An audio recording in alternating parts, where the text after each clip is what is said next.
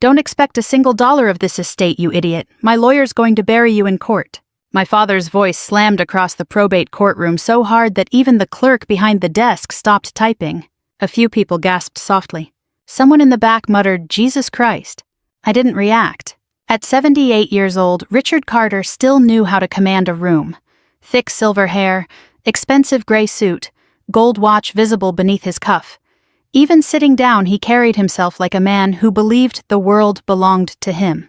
And for most of his life it had.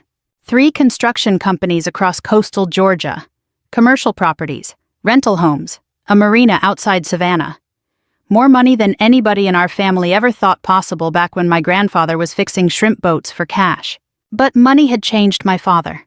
Or maybe it had simply revealed who he already was. The courtroom smelled faintly of old paper coffee and furniture polish. Ceiling fans turned lazily overhead. Outside the tall windows, rain tapped against the glass. My younger brother Daniel sat behind my father with his arms folded, pretending not to enjoy the humiliation.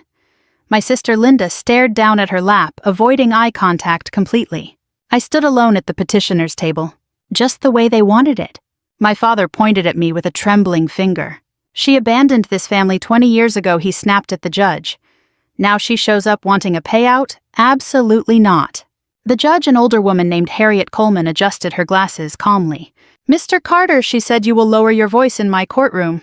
My father leaned back, furious but silent. Beside him sat his attorney, Robert Hensley. The moment I saw him earlier that morning, I recognized him instantly, despite the extra wrinkles and thinning hair.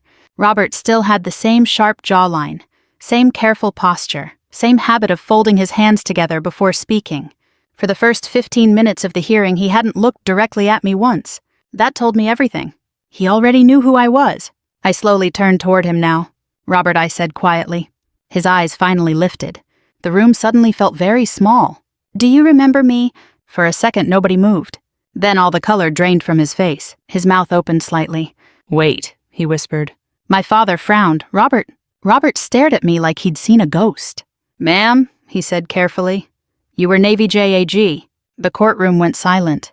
Even the rain outside seemed quieter somehow. My father looked between us, confused. What the hell is he talking about? I kept my eyes on Robert. The last time we'd seen each other was nearly 16 years earlier at a military legal conference in Norfolk, Virginia. Back then, I was Commander Evelyn Carter, U.S. Navy Judge Advocate General's Corps. Robert had been a civilian consultant assisting an internal fraud investigation involving military contractors. A messy case. The kind powerful people wanted buried. I helped expose it anyway. Robert never forgot. Apparently neither had I. Judge Coleman leaned forward slightly. "Mr. Hensley," she asked, "is there an issue?" Robert swallowed hard. "No, Your Honor," he said automatically. But his voice lacked confidence now. My father leaned closer to him. "You said this would be simple," he hissed under his breath. Robert didn't answer. That worried my father more than shouting ever could. I finally sat down, slowly smoothing the sleeve of my navy blue blazer. At 52, I had learned something important about conflict. The calmest person in the room usually holds the real power. My father had spent his entire life mistaking volume for strength. Judge Coleman reviewed several papers in front of her. This hearing concerns the Carter estate restructuring and the petition filed by Ms. Evelyn Carter, requesting review of recent asset transfers, she said evenly. Daniel scoffed loudly behind my father. "Asset transfers," he muttered. "Here we go." I ignored him. The truth was, I hadn't returned to Savannah for money. Not really. I came back because something smelled wrong. 3 weeks earlier, an old family friend named Margaret Lewis called me unexpectedly in Norfolk. Margaret had worked as my mother's church friend for over 30 years. She sounded nervous on the phone. "Your father's changing everything," she'd whispered. "Properties and accounts, signatures. Honey, I think somebody's taking advantage of him." At first, I almost ignored it. After 2 decades of distance, I'd built a peaceful life away from my family's chaos. I taught legal ethics seminars now. Quiet work, quiet home, quiet mornings drinking coffee near Chesapeake Bay. Then Margaret said something that changed everything. "Your mother would have wanted you to look into this." That sentence stayed with me all night. My mother had been gone 11 years. Breast cancer. Fast and cruel. She was the only reason I ever came home after joining the Navy. And if I was being honest with myself, losing her was the moment I truly lost the rest of my family, too. Judge Coleman looked toward Robert again. "Counselor, are you prepared to proceed?" Robert blinked like he'd forgotten where he was. Yes, Your Honor. But he still couldn't look at me comfortably. My father noticed. I could see it in his face now. The confidence was slipping. Slowly. Quietly. Like sand beneath a collapsing foundation. Daniel suddenly leaned forward. This is ridiculous, he said. She disappears for 20 years and now suddenly she cares about Dad. I turned toward him calmly. You transferred 6 properties in 14 months, I said. Daniel's face tightened instantly. That's business. Into shell companies. So what? While Dad was under medical supervision. My father slammed his palm against the table. That's enough. Judge Coleman raised her voice sharply. One more outburst and I'll clear this courtroom. Silence returned. Robert rubbed his forehead. For the first time since I walked in that morning, he finally spoke directly to my father instead of around him. Richard, he said quietly, there are some things we may need to discuss privately. My father stared at him in disbelief. What things? Robert hesitated. That hesitation changed the entire room. Because powerful attorneys don't hesitate unless danger is real. My father's confidence began draining from his face the same way color had drained from Robert's earlier. I knew that look. Fear. Not fear of losing money. Fear of losing control. Judge Coleman announced a short recess. The moment her gavel struck, conversations exploded across the courtroom. People whispered. Daniel stood abruptly. Linda still wouldn't look at me. My father grabbed Robert's arm aggressively. What's going on? He demanded. Robert glanced toward me one more time. Then he quietly said words that made my father go completely still. She's not here for the money. And suddenly, for the first time in 22 years, my father looked afraid of me. When the courtroom emptied for recess, I stepped into the hallway and stood beside one of the tall windows overlooking Reynolds Street. Rainwater slid slowly down the glass. Savannah always smelled the same after a storm. Wet pavement, salt air drifting in from the river, magnolia trees soaked dark beneath gray skies. For a moment, I forgot I was standing inside a courthouse preparing to fight my own family. Then I heard my father yelling down the hallway. She's bluffing, he snapped. That's all this is. Daniel answered in a lower voice I couldn't fully hear. Robert said nothing. That silence told me more than words ever could. I folded my hands together and looked outside. At my age, people expect anger to cool down with time. Sometimes it does. Sometimes it hardens instead. I hadn't spoken to my father for almost 4 years before Margaret called me. But the truth was our real separation started much earlier. Long before lawyers, long before courtrooms. Back when I was 18 years old and foolish enough to believe my father might someday be proud of me. In 1992, our family lived in a large white house outside Savannah near the Wilmington River. Back then, my father was still building his business. He worked constantly. Construction contracts during the day, financial meetings at night, every conversation at the dinner table eventually turned into money growth expansion or loyalty. Especially loyalty. My father valued loyalty above almost everything else. You take care of family, he used to say. Family takes care of you. What he really meant was, do what I say. My brother Daniel loved that arrangement. He worshipped my father from childhood, followed him to job sites every weekend, learned equipment names before he learned algebra. Linda stayed quiet and agreeable. But I was different. I loved books, history, debate, structure, rules. And somewhere around 16 years old, I started realizing something dangerous. I didn't want my father's life. I wanted my own. The summer after graduation, I sat at our kitchen table staring at Navy recruitment papers, while my mother washed dishes quietly beside me. You really want this? She asked softly. I do. You know your father's going to fight you. I know. My mother dried her hand slowly. She'd make a good officer, she murmured mostly to herself. I smiled. You really think so? She looked at me then with tired but gentle eyes. Evelyn, you were never meant to stay small. That conversation stayed with me my entire life, especially after she died. My father came home an hour later carrying rolled blueprints beneath his arm. He immediately noticed the paperwork. What's this? I answered carefully. I'm joining the Navy. The room went completely still. My father stared at me like I'd announced I was moving to the moon. You're what? I already spoke with a recruiter. You're not joining the military. I already signed preliminary papers. His face turned red almost instantly. For God's sake, Evelyn, why he demanded. You're smart. You could go to law school here in Georgia. You could help build this family. I don't want construction contracts. You don't even know what you want. Yes, I do. He laughed once cold and sharp. The military, he said. That's a waste of a smart woman. My mother quietly said, Richard, But he ignored her. "You know what happens in the military," he continued. "People bark orders at you for 20 years, then throw you away." I looked him directly in the eye. At least I'd earned my place. The second those words left my mouth, I knew I'd crossed a line. My father stepped closer. "What's that supposed to mean?" "It means I don't want everything handed to me. I built this family from nothing. And now you think you own everybody in it." My mother whispered my name nervously, but neither of us stopped. My father pointed toward the door. "If you walk out of this house chasing some fantasy, don't expect to come crawling back later." I still remember the silence after that. The old kitchen clock ticking, the hum of the refrigerator, my mother quietly crying beside the sink. I left 3 weeks later. The morning I departed for training, my father didn't come outside to say goodbye. Only my mother did.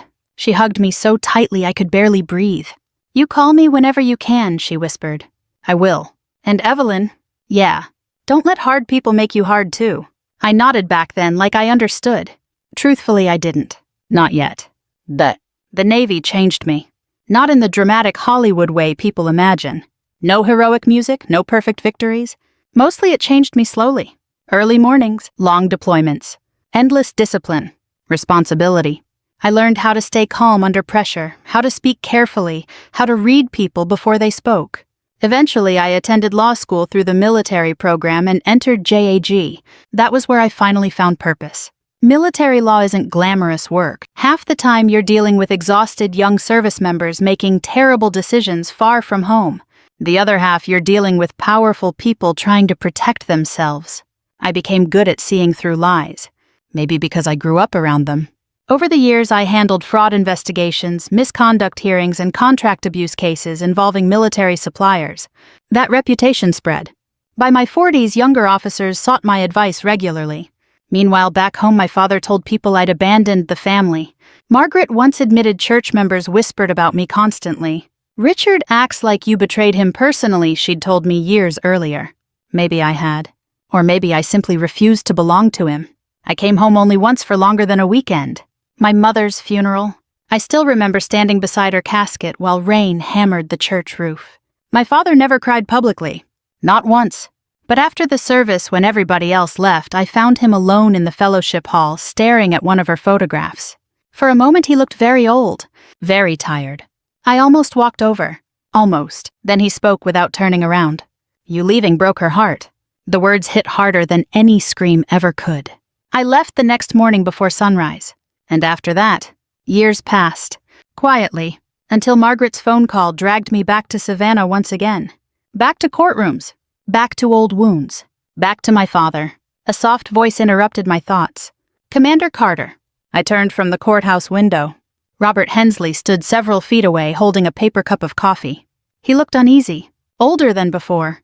"May I speak with you privately?" he asked. I studied him carefully, then nodded once, because something in his face told me the real fight hadn't even started yet. Robert led me into a small conference room at the end of the courthouse hallway. The room smelled faintly of dust and burnt coffee.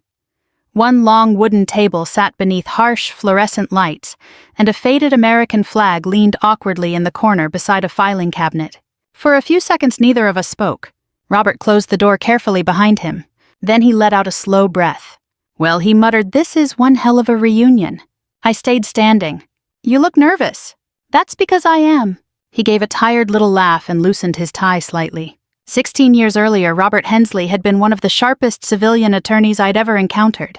Confident, controlled, impossible to rattle. Now he looked like a man carrying something heavy. "You recognized me immediately this morning," I said. He nodded once. "The second you walked into the courtroom. And yet you still took my father's case." Robert rubbed his jaw. "I didn't know you were involved when I accepted it." I crossed my arms. "But now?" He hesitated. "That depends. On what? Whether my instincts are right." Outside the room I could hear faint courthouse noises.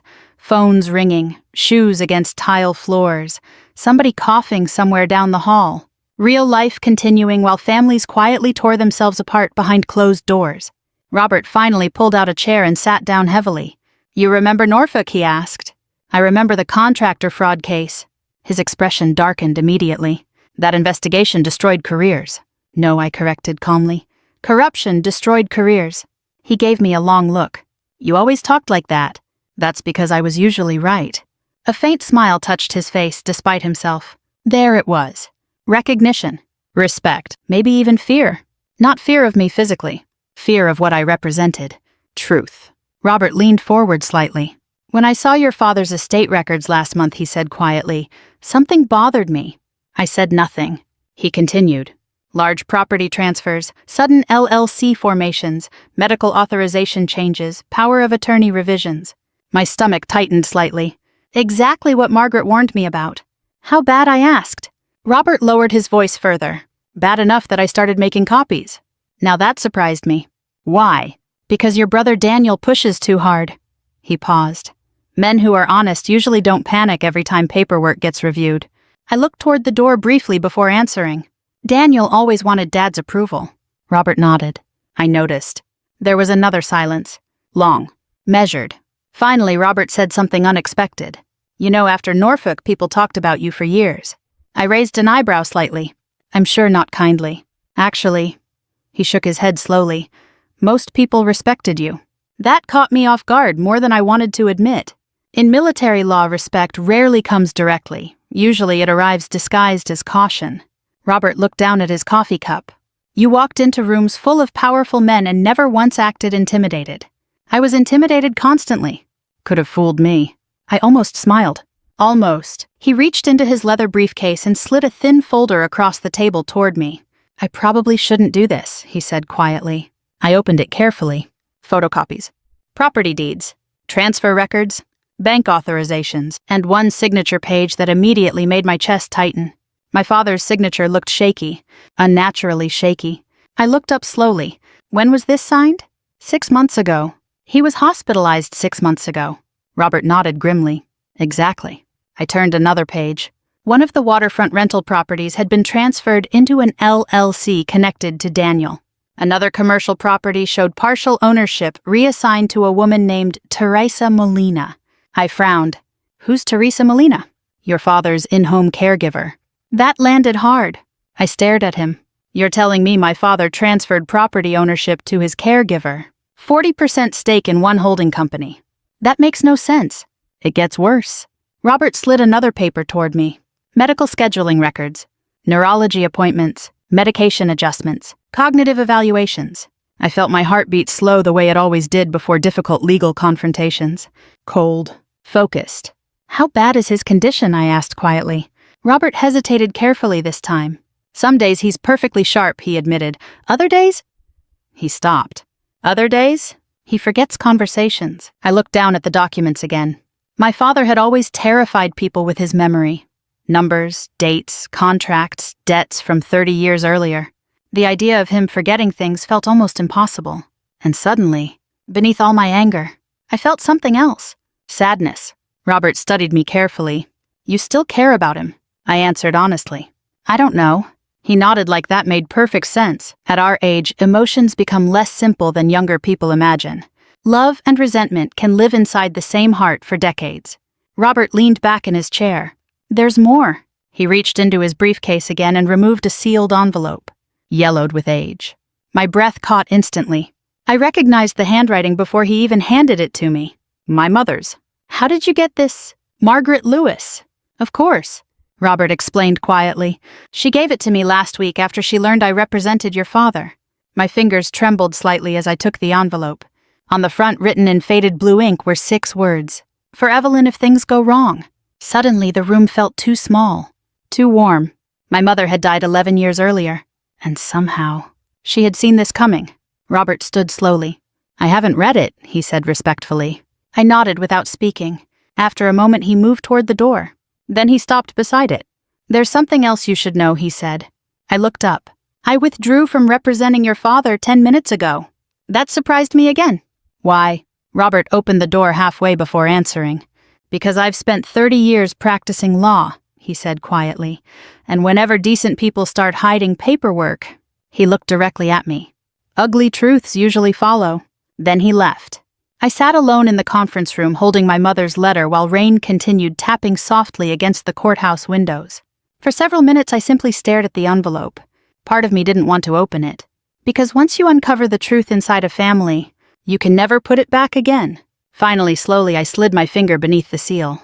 Inside was a single folded page. My mother's handwriting looked shaky but careful. I unfolded the paper, and the very first sentence made my stomach drop. If you are reading this, Evelyn, someone in this family has betrayed your father. I read my mother's letter 3 times before I could fully process it. The paper trembled slightly in my hands. Not because I was afraid, because hearing my mother's voice again, even through faded handwriting, felt like reopening a wound I had spent 11 years trying to survive. Her letter was short, very short, but every sentence carried weight. Richard trusts too easily when it comes to family, especially Daniel. Please don't let anger blind you, Evelyn. Your father has many faults, but he does love his children in the only way he knows how.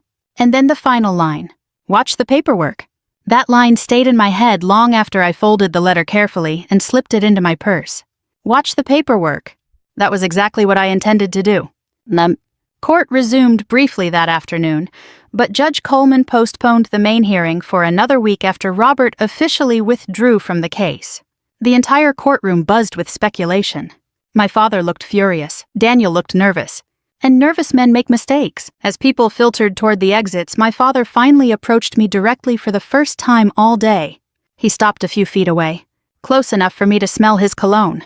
The same brand he'd worn my entire life. You think you're clever? He asked quietly. His voice had changed. Less explosive now.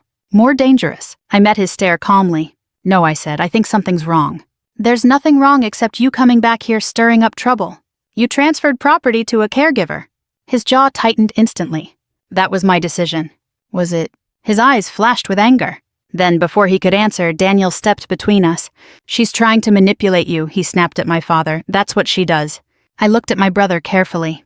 At 50 years old, Daniel still carried himself like a teenager desperate for approval. Expensive watch, expensive boots, permanent chip on his shoulder. Some people grow older without ever truly growing up. Daniel pointed toward me aggressively. You disappear for 20 years, and suddenly you care about Dad's finances. I care whether he understands what he's signing. He understands perfectly. Then why are you panicking? That hit him harder than I expected. His face reddened immediately. I'm not panicking. Really? Stop talking to me like I'm stupid. Then stop behaving like a guilty man. My father slammed his cane against the courthouse floor. That's enough. Several people turned to stare. My father lowered his voice again. You're embarrassing this family. I almost laughed at that. After everything that had happened, he still thought appearances mattered most. I looked directly at him. No, I said quietly. Somebody already did that. Then I walked away. That evening, Linda invited me to dinner at my father's house. The invitation surprised me. My sister and I had barely spoken in years. Still, I accepted. Partly because I needed answers. Partly because I wanted to see the house again before everything exploded completely.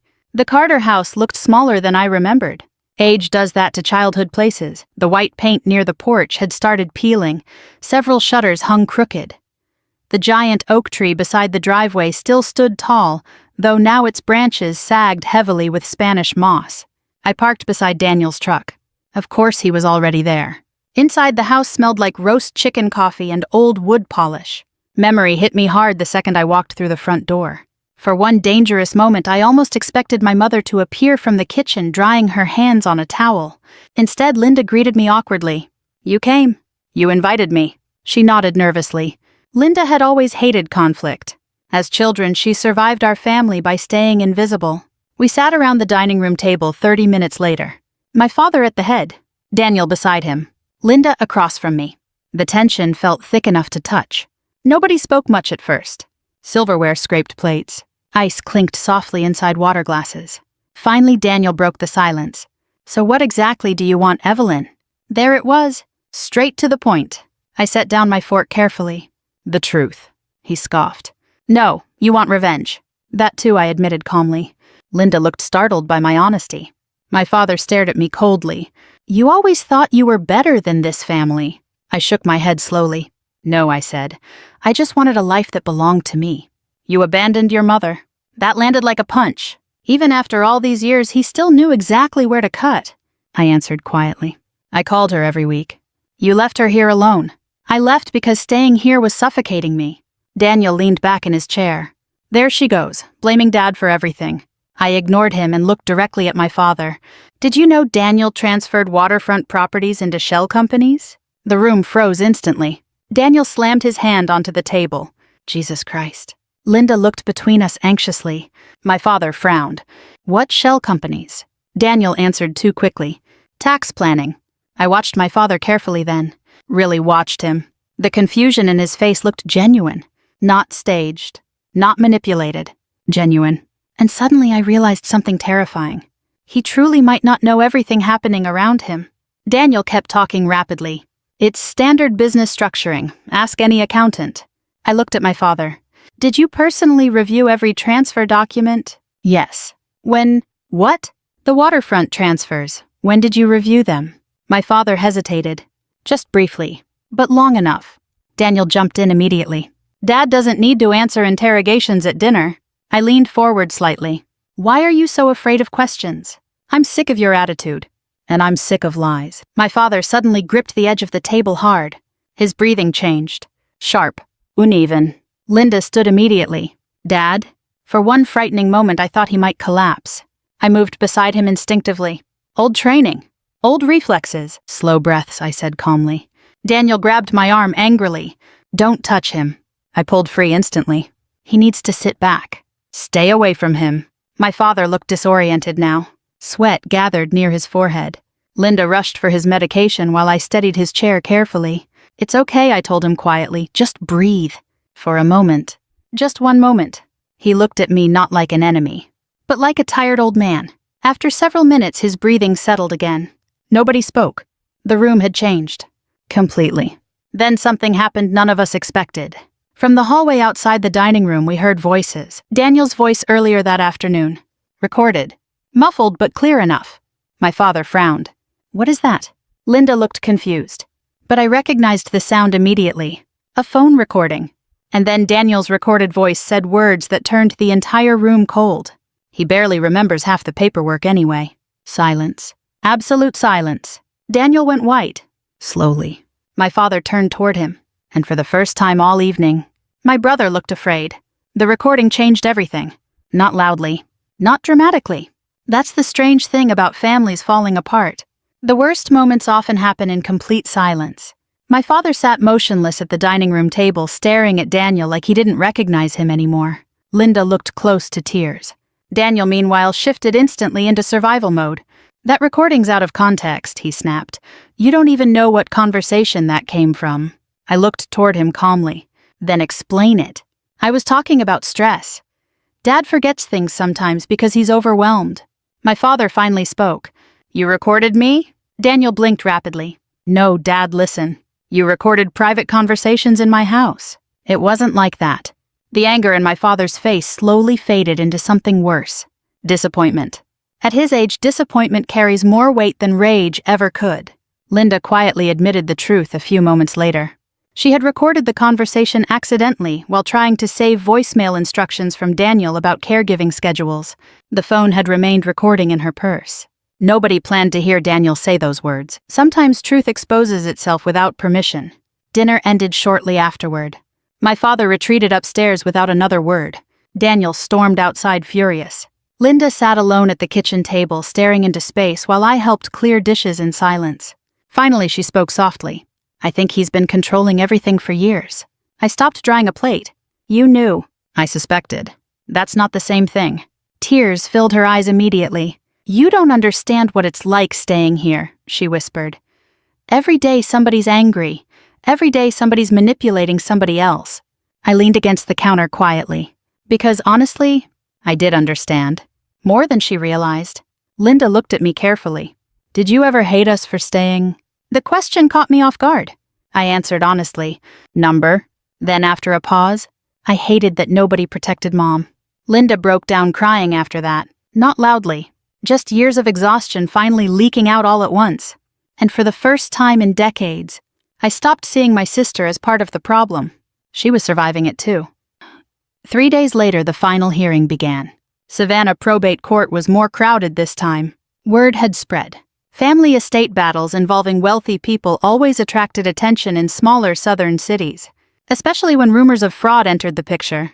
I arrived early wearing a charcoal gray suit and carrying 2 organized binders beneath my arm. Old habits from Navy litigation days. Preparation calms nerves. My father entered 10 minutes later with a new attorney named Carl Whitmore. Whitmore looked aggressive in the way insecure lawyers often do. Loud voice, sharp movements, expensive cufflinks designed to impress people. He barely glanced at me before smirking confidently. That told me he underestimated me. A mistake many men made over the years. Daniel walked in behind them looking exhausted. He hadn't slept much. You could see it in his eyes. Good. Pressure reveals character. Judge Coleman entered promptly at 9 o'clock. Everybody stood. The room settled quickly. Whitmore opened aggressively. Your Honor, this entire petition is built on emotional grievances rather than legal evidence. I sat quietly listening. He continued for nearly 20 minutes painting me as an estranged daughter returning home for financial gain after decades away. Classic strategy. Attack motives before facts emerge. Several times he referred to my military career dismissively. As admirable as service may be, he said once it has no relevance to a state administration. I almost smiled at that, because he had no idea how much my career prepared me for exactly this situation. When he finally finished, Judge Coleman looked toward me. Ms. Carter. I stood slowly. The courtroom became very quiet. At first I began calmly. I believed this hearing concerned inheritance fairness. I opened the first binder carefully. Now I believe it concerns exploitation. Daniel shifted immediately beside my father. I continued. Over the last 14 months, 6 properties belonging to Richard Carter were transferred into holding companies connected directly or indirectly to Daniel Carter. Whitmore interrupted instantly. Standard asset management. I slid documents toward the clerk. Alongside these transfers came revised medical authorizations signed during periods of documented cognitive evaluation. That got Judge Coleman's attention. Whitmore objected again. I remained calm. Your Honor, I also submit financial records showing caregiver compensation exceeding legally documented agreements by nearly $200,000. Murmurs spread through the courtroom. Daniel whispered something angrily to Whitmore. Judge Coleman reviewed several pages carefully. Then she looked toward my father. Mr. Carter, were you aware of these transactions in detail? My father opened his mouth, paused, then slowly said, I believed I was. The room shifted instantly. Not legally, emotionally. People could feel it. A powerful old man suddenly sounding uncertain. Whitmore stepped in quickly. My client trusted his son with administrative responsibilities. That does not constitute fraud. No, I agreed quietly, but forged signatures might. Daniel shot to his feet. That's bullshit. Judge Coleman slammed her gavel. Sit down immediately. I handed another document forward. Handwriting analysis. Signature comparisons. Transfer inconsistencies. Whitmore's confidence visibly weakened as he flipped through pages faster and faster. Then came the final blow. Teresa Molina, my father's caregiver. She entered nervously and took the witness stand. At first she tried protecting Daniel. You could tell. Short answers, avoiding eye contact. Then I asked one simple question. Ms. Molina, who instructed you to bring documents to Mr. Carter during medication hours? Silence. Whitmore objected again. Judge Coleman overruled him. Teresa looked down at her hands. Finally she whispered. Daniel did. The courtroom erupted into noise. Judge Coleman called repeatedly for order. Daniel stood again furious. She's lying. I turned toward him calmly. No, I said softly. You just never thought I'd come back. That line hit harder than shouting ever could. Daniel's face twisted with panic now. Real panic. Not anger anymore. Fear. Pure fear. My father stared at him in disbelief. And suddenly I saw something heartbreaking. Richard Carter, the man who dominated every room his entire life, finally realizing his own son had manipulated him. Not for weeks. For years. Judge Coleman reviewed the final evidence silently. Then I removed one last item from my binder. My mother's letter. I would like permission to read a statement written by Eleanor Carter before her death, Whitmore objected weakly. Judge Coleman allowed it. My hand stayed steady as I unfolded the paper. But my voice nearly broke anyway, because hearing my mother again after all these years still hurt. I read slowly. Richard trusts family more than he trusts himself now. Please protect him from anyone who mistakes his love for weakness. The courtroom went completely silent. My father lowered his head, and to my shock, I saw tears falling onto his hands. After the hearing ended, nobody spoke to each other right away. The courtroom emptied slowly beneath low murmurs and uncomfortable silence. Judge Coleman ordered a temporary freeze on all disputed estate transfers pending a formal investigation. Daniel's attorney requested additional time. Teresa Molina left crying. Reporters near the courthouse entrance waited hopefully for drama that never came. At our age, public scenes become exhausting. Nobody wins them. My father remained seated long after everyone else stood. He looked smaller somehow. Not physically. Spiritually. Like a man finally seeing the full cost of his own blindness. Daniel tried approaching him once outside the courtroom. "Dad, listen to me. Not now." That was all my father said. But the coldness in his voice stunned even Daniel. For most of our lives, my brother had survived on our father's approval the way some people survive on oxygen. And now suddenly, that approval was gone. Daniel looked toward me with open hatred. "This is what you wanted." "No," I answered quietly. "This is what you created." He shook his head bitterly. "You always thought you were better than us." I almost responded. Almost defended myself. But after 52 years, I'd learned something important.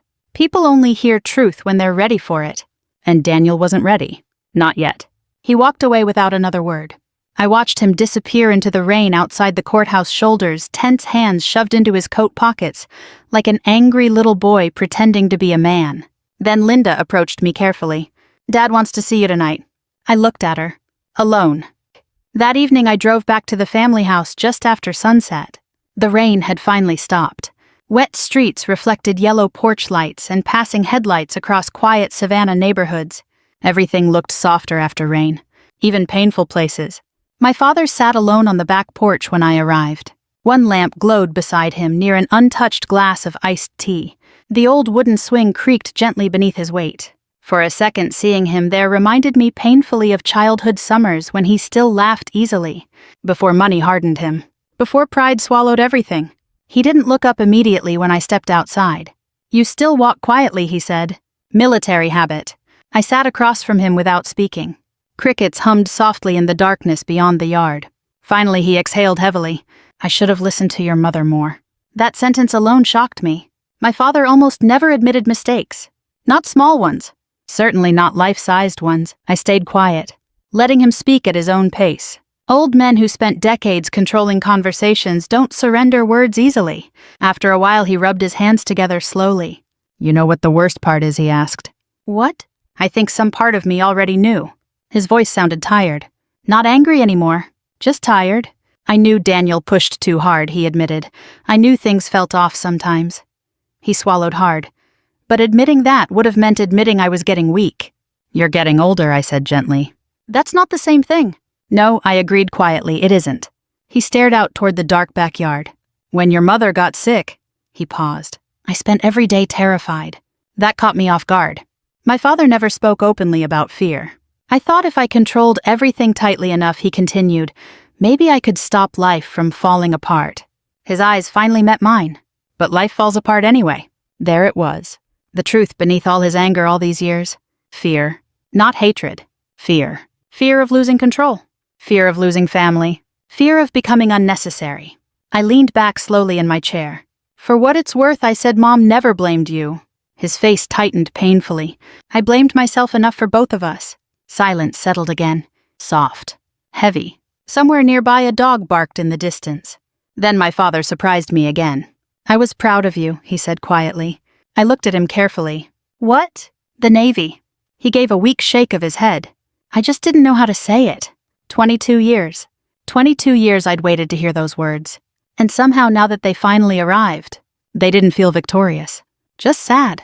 My father rubbed his eyes tiredly. "When people in town talked about you," he admitted, "I always pretended not to care." He gave a faint bitter smile. "But every time somebody mentioned Commander Carter," he paused. I listened.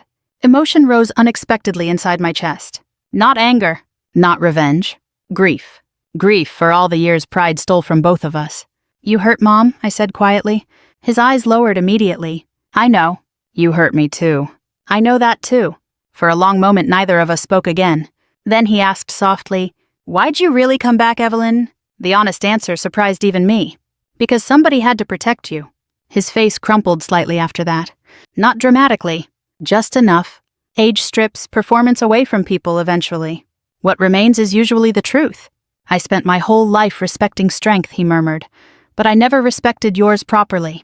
Tears burned behind my eyes, but I held them back. Military training never fully leaves you.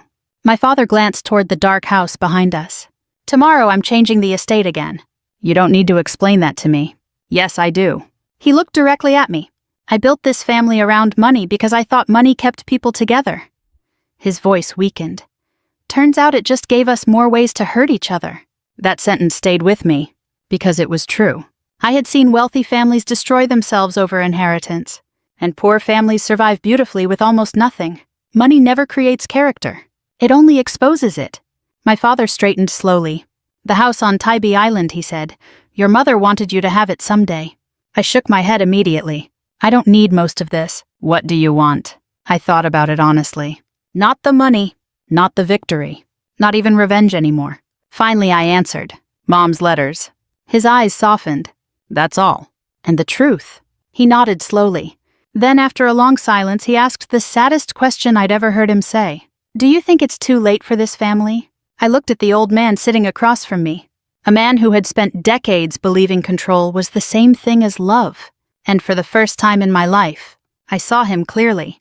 Not as a tyrant. Not as a villain.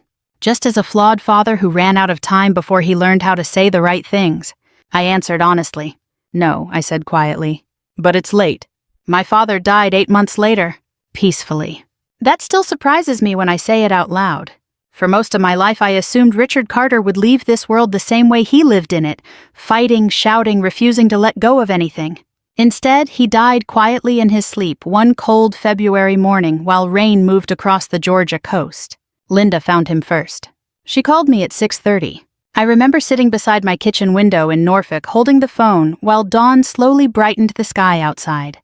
For a few seconds neither of us spoke. Then Linda whispered, I think he finally got tired. And somehow, that felt true. The months after the court hearing changed all of us. Not instantly. Real healing never happens instantly. Television stories like pretending families reconcile after one emotional speech. Real life is slower. Messieurs. People backslide. Old resentments return unexpectedly. Trust rebuilds inch by inch. Daniel struggled the most. Once the financial investigation fully exposed the property manipulations, he avoided most of the family for weeks. The state never filed criminal charges because my father refused to pursue them. That decision angered me at first, until my father explained why. He's still my son, he said quietly. I didn't fully agree, but I understood. That's the difficult thing about parenthood, I suppose. Love survives even when trust doesn't. Eventually, Daniel entered counseling for gambling addiction and financial dependency issues. That revelation explained more than I expected. The debt, the desperation, the constant hunger for quick money. Pain travels through families in strange disguises sometimes. Linda began visiting me more often after the funeral. At first, our conversations stayed careful and polite, like two strangers sharing a waiting room. Then slowly, we remembered how to be sisters again. One afternoon, she admitted something painful while helping me unpack old boxes from my mother's attic storage. You know, she said softly, I used to envy you. I looked up from a stack of photo albums. Me, you left. Those two words broke my heart more than she realized. Because leaving never felt brave while I was doing it. Mostly it felt lonely. I spent years eating dinner alone in military apartments, wondering whether independence was worth the cost. But hearing Linda say that made me realize something important. Sometimes staying hurts people too. 3 months after my father's funeral, I moved temporarily into my mother's old Tybee Island house. Small place, nothing fancy. White siding, blue shutters, wraparound porch facing the marsh grass. The floorboards creaked. The plumbing complained constantly. And I loved it immediately. My mother planted hydrangeas along the front walk years earlier. Somehow they still bloomed every spring despite neglect. I spent weeks restoring the house slowly, painting walls, cleaning closets, sorting through decades of memories nobody touched after her death. There's something strangely sacred about handling objects that belonged to someone you loved deeply. Every handwritten grocery list, every recipe card, every old church bulletin folded inside drawers. Tiny proof a person existed. One rainy afternoon I found the final letter. It had slipped behind a dresser drawer in my mother's bedroom. The envelope simply said, for my girls. I sat on the bedroom floor for nearly 10 minutes before opening it. Outside, rain tapped softly against the windows, just like the day of the courtroom hearing. Funny how life circles back sometimes. My mother's handwriting looked weaker than before. This letter had clearly been written near the end of her illness. I read slowly. Families don't collapse because of money. They collapse because people stop listening to one another. Your father spent his whole life trying to protect everybody. He just forgot that love cannot survive without gentleness. Please forgive each other where you can. Life becomes very short very quickly. By the time I reached the end, tears blurred the words completely. I cried harder than I had at her funeral. Not because of grief alone, because for the first time in decades, everything finally felt honest. No courtroom, no screaming, no pretending. Just truth, simple and painful. That evening, I carried one of the old porch chairs outside and sat watching sunset spread across the marsh. The sky turned orange and gold over the water. Somewhere nearby, children laughed while riding bicycles down the street. Ordinary life. Quiet life. The kind I used to think I wanted away from my family. Now I understood something differently. Peace doesn't come from escaping your past completely. It comes from finally facing it honestly. I thought about my father often after his death. Not the angry version from the courtroom. Not the towering businessman everybody feared. But the tired old man sitting on the porch, admitting he spent his life misunderstanding strength. And strangely enough, I forgave him. Not because he deserved perfection, but because none of us ever truly become the parents, children, or people we imagined we would be. We just try. And sometimes if we're lucky, we get one final chance to say what should have been said years earlier. Before time runs out, I still keep my mother's letters in the living room drawer beside my favorite chair. Some evenings I reread them while listening to rain move across the coast. And every time I remember the lesson this whole painful journey taught me, money reveals people, but forgiveness restores them. If this story touched you in some way, if it reminded you of someone you lost, someone you still need to forgive, or maybe someone you should call before it's too late, I hope you'll carry that feeling with you tonight. And if you believe stories like this matter, stories about family, regret, truth, and second chances, then stay with us for the next one. Because sometimes hearing another person's story helps us heal parts of our own.